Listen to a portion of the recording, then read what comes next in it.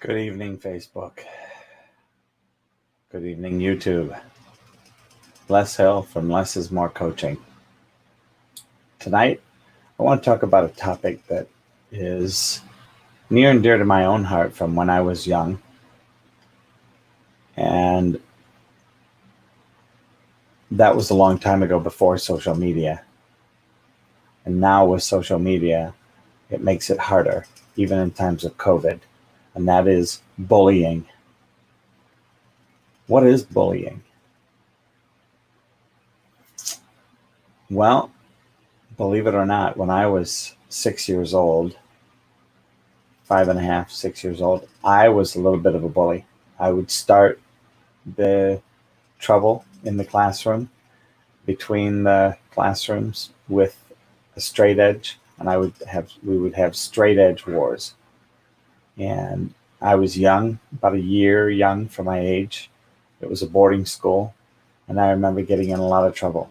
I was always the troublemaker.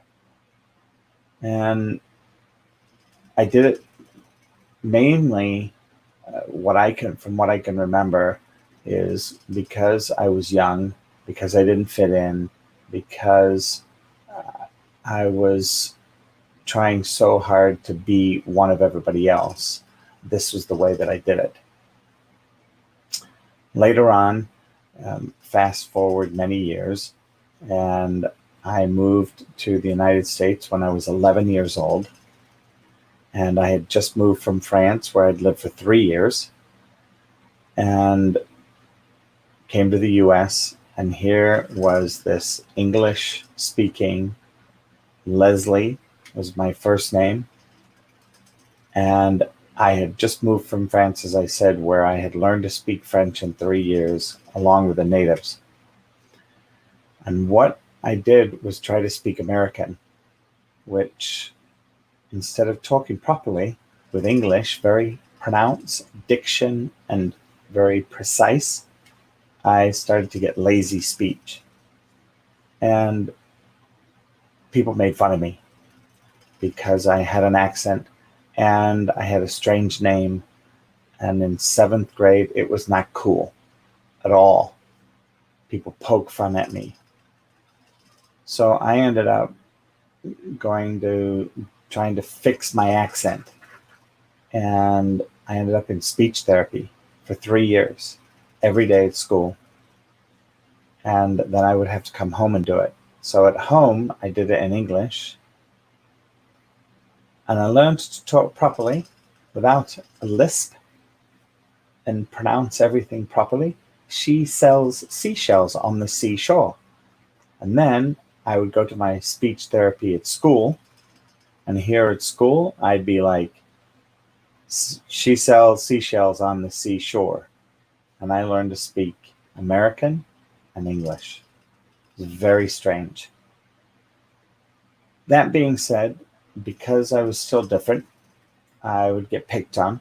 And I remember one of the kids that lived a few homes away from me would punch me every time he saw me. Just walk by and punch me. And I tried to fit in, so I didn't want to make noise. I no longer had any of that bullying in me from when I was a little kid. And it wasn't until 10th grade when I had been swimming for a year and I developed a little bit of muscle, and I finally turned around and grabbed the guy, held him up on the wall, and said, "Don't touch me ever again. Don't punch me." And I took control back. And ever since then, I've had a soft spot for people to get picked on, and have come to, you might say, come to their rescue, come to support them. And here's the difficulty I see today. So schools are closed. I understand that, realize that. What isn't closed is social media. And today, more than ever, social media can trash somebody, upset them, and sink them. We are such creatures of wanting to be liked, wanting to not be disliked. We want to look good. and avoid looking bad. Social media today does things to people and has the ability to impact people. And the integrity of friendships is always very, very close. And what do I mean by that is people take pictures. They take them to Photoshop and they mess with them. And they do things to create a joke. And that joke can create havoc. What do I want to say about this and what do I see? Is if you have the experience of bullying, get into communication. Female or male, speak to somebody, reach out to somebody. Please do not allow it to go on. Bullying is done by people that have nothing better to do. They're not thinking about the impact. They definitely have zero integrity. They are looking to try and make you look bad and them look good. And as we look at it from an adult look down, it doesn't look good. And they do look bad. Why make fun of somebody if they have glasses, if they have short hair or long hair, if they have curly hair, or if they have red hair, if they have freckles, if they have fair skin, if they have dark skin, if they have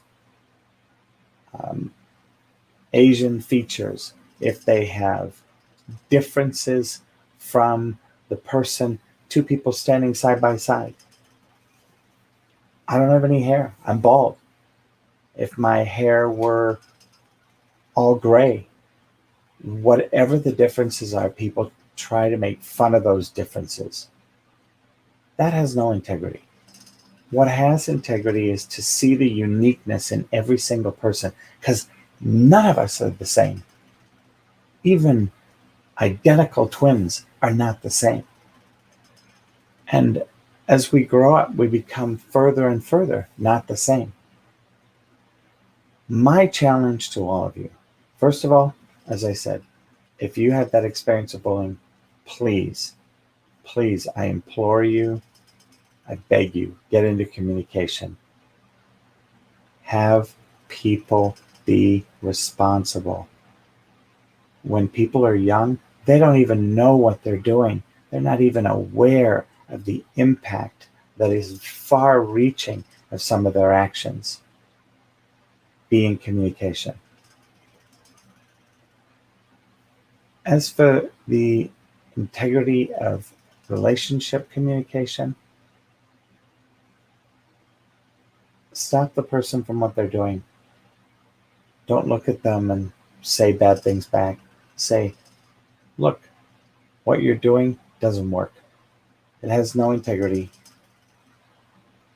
I'm not interested in being your play toy, looking bad and you looking good. Find something else to do. Seek support. Social media, report it to Facebook, report it to Instagram, get in communication. Stop the action. Bullying needs to be addressed. If any of you have any questions or concerns about somebody you know that's getting bullying, get in communication.